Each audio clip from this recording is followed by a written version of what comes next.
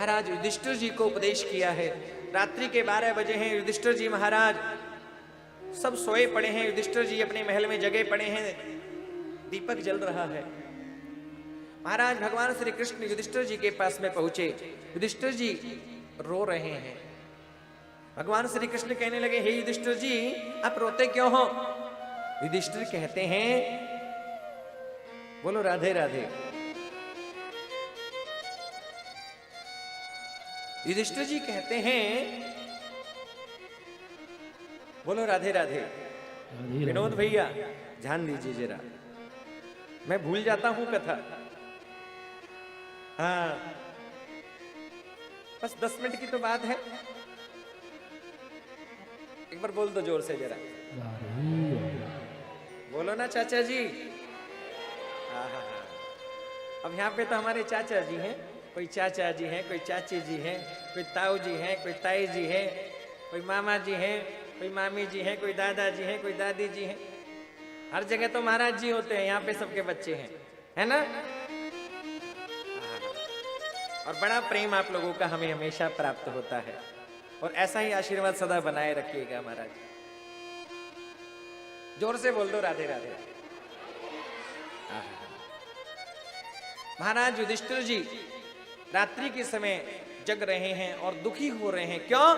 युधिष्ठिर जी कहते हैं, हे केशव, इस राजपाट सत्ता के लालच में मैं मुझसे बहुत गलत हो गया। क्या हुआ? बोले इस कुरुक्षेत्र के युद्ध के कारण कितनी माताओं की गोद सूनी हो गई, कितनी बहनें विधवा हो गई। आज ये कुरुक्षेत्र की भूमि देखने में ऐसे लगती है जैसे कोई बहुत बड़ा शमशान हो। और ये सामने जो नदी बह रही है, ये नदी कुछ और नहीं, ये रक्त की नदी बह रही है। कितनी चिताएं जल रही हैं, कितनी चिताएं लाइन में लगी हैं। ये मैंने ठीक नहीं किया। भगवान श्री कृष्ण ने युधिष्ठिर जी को समझाया, हे युधिष्ठिर जी ये आपने नहीं किया, ये तो सबको अपने अपने कर्मों का फल मिला है। कि जिसने जैसा कर्म किया उसको वैसा फल मिला है। संसार में दुख मिलता है अपने कर्मों से, सुख मिलता है अपने कर्मों से। रामचरितमानस में लिखा, ये कर्म प्रधान विश्व रच राखा, जो जस करहि सो तस फल चाखा।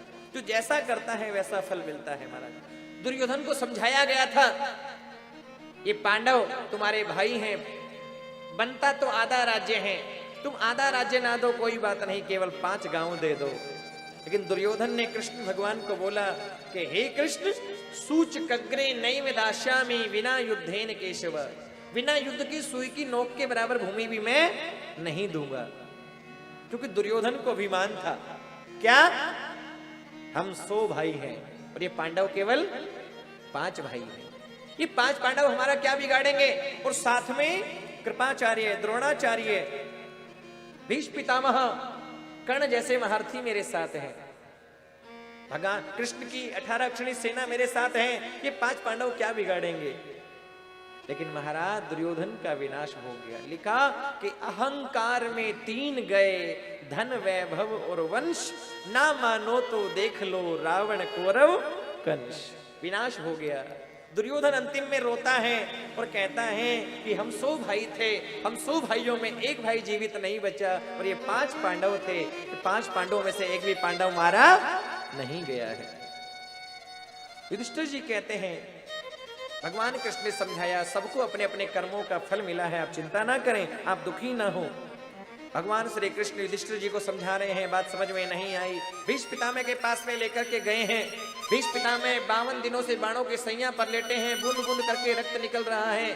भगवान श्री कृष्ण पहुंचे, प्रणाम किया है। भीष्म पितामह ने हाथ जोड़ करके प्रणाम किया, भगवान श्री कृष्ण ने प्रणाम किया है।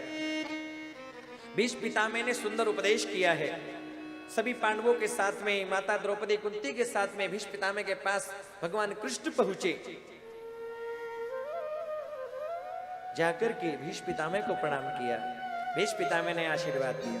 कहते हैं बड़ों के चरणों में प्रणाम करना चाहिए। क्या होता है? 4 चीजें बढ़ती है।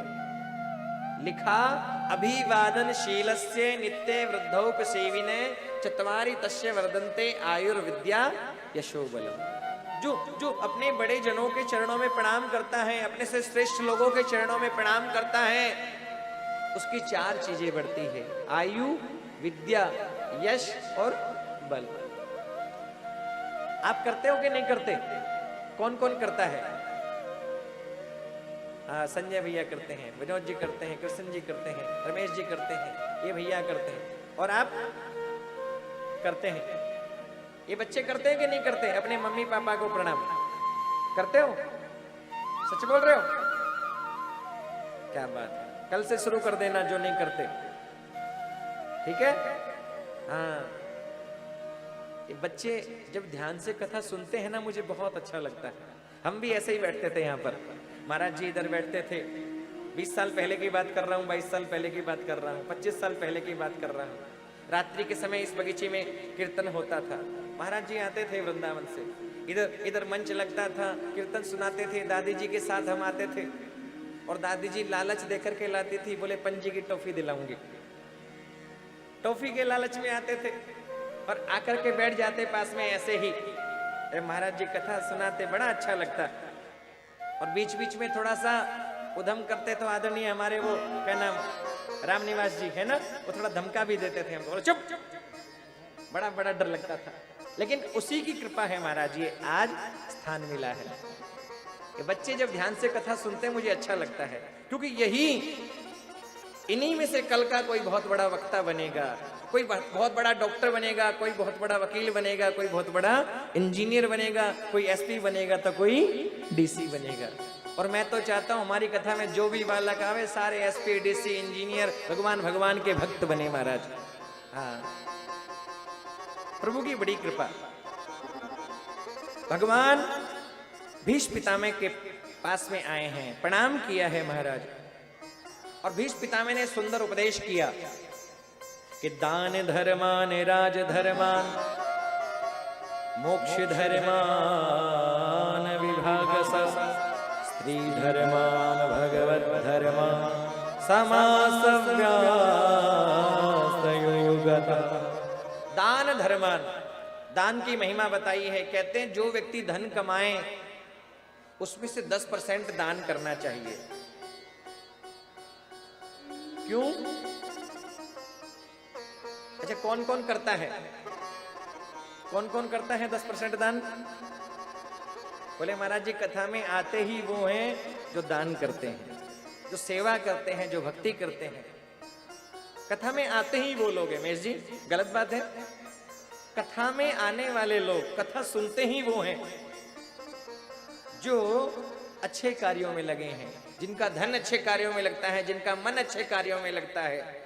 और दान देने से धन घटता नहीं है, ये बढ़ता है। लिखा कि तुलसी पक्षी के पिए घटे न सरिता नीर, दान दिए धन ना घटे कह गए दास कबीर। और देखो धन की 3 गति होती है। आपके पास धन है तो खाओ पियो मौज करो, खाया पिया अंग लगा, दान दिया जो संग लगा, और बाकी बचा सो जंग लगा। खाएंगे पिएंगे शरीर में लगेगा, दान दोगे वो यहां भी काम आएगा और वहां भी काम आएगा, और बाकी जो बच जाएगा उसके लिए तो बच्चे लड़ेंगे। बोले मुझे ये मिलना चाहिए, मुझे ये मिलना चाहिए। बोले छोटे वाले को ये मिला है तो मुझे क्यों नहीं मिलना चाहिए? छोटे वाले बोलेगा बड़े वाले को ये मिला है तो मुझे क्यों नहीं मिलना चाहिए? महाराज ये लिखा किसी के हिस्से में मका आया। आज की घटना है ये, आज के लोगों की, जहां कलयुग जिस घर में आ गया। कहते हैं जमीन, दुकान, मकान, ऑफिस, फैक्ट्री के लिए बच्चे आपस में लड़ते हैं, मुझे ये मिलना चाहिए, मुझे ये मिलना चाहिए, मुझे ये मिलना चाहिए। लेकिन जब बारी माँ बाप की आती है तो छोटा बोलता है तू रख ले, बड़ा बोलता है तू रख ले, बड़ा बोलता है तू रख ले, छोटा बोलता है तू रख ले। फिर बंटवारा होता है, एक दिन तू रख ले, एक दिन मैं रख लूंगा, एक दिन तू रखेगा, एक दिन मैं रखूंगा। और 31 की तारीख आती है तो माँ बाप भूखे ही रह जाते हैं महाराज। लिखा कि किसी के हिस्से में मका आया, किसी के हिस्से में दुका आई, किसी के हिस्से में मकान आया, किसी के हिस्से में दुकान आई, वो घर में सबसे छोटा था। किसी के हिस्से में दुकान आई, किसी के हिस्से में मकान आया तो किसी के हिस्से में दुकान आई, वो घर में सबसे छोटा था जिसके हिस्से में उसकी।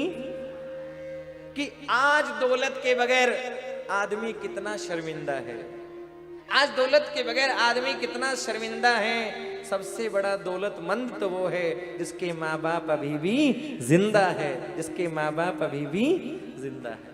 इस समय मिला है, मौका मिला है सेवा करने का, और अभी नहीं तो कहते हैं तुम कथा ना सुनो कोई बात नहीं, मैं मेरा नुकसान कर रहा हूं। कथा ना सुनो कोई बात नहीं, पूजा ना करो कोई बात नहीं, भक्ति ना करो कोई बात नहीं, माला ना करो कोई बात नहीं, लेकिन अपने माँ बाप को जरूर पूछना चाहिए। जिसने तुम्हारे लिए सब कुछ किया, भूलो सभी को मगर माँ बाप को मत भूलना। लिखा कि संसार सागर है अगर माता पिता भी ना वह, जिसने करी सेवा तो उसका बेड़ा पार है। कि संसार सागर है अगर माता पिता भी ना वह, जिसने दुखाई आत्मा वो डूबता है।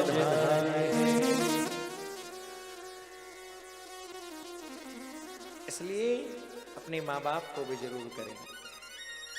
ये मौका मिला है महाराज, क्योंकि लिखा यदि हम अपने माँ बाप का ध्यान रखेंगे तो हमारी संतान भी हमारा ध्यान रखेगी। जब तुम कथा सुनने आओ तो अपने बच्चों को लेकर के आया करो, जिससे उनको संस्कार मिले। लिखा जैसा हम करेंगे वैसे हमारे बच्चे करेंगे।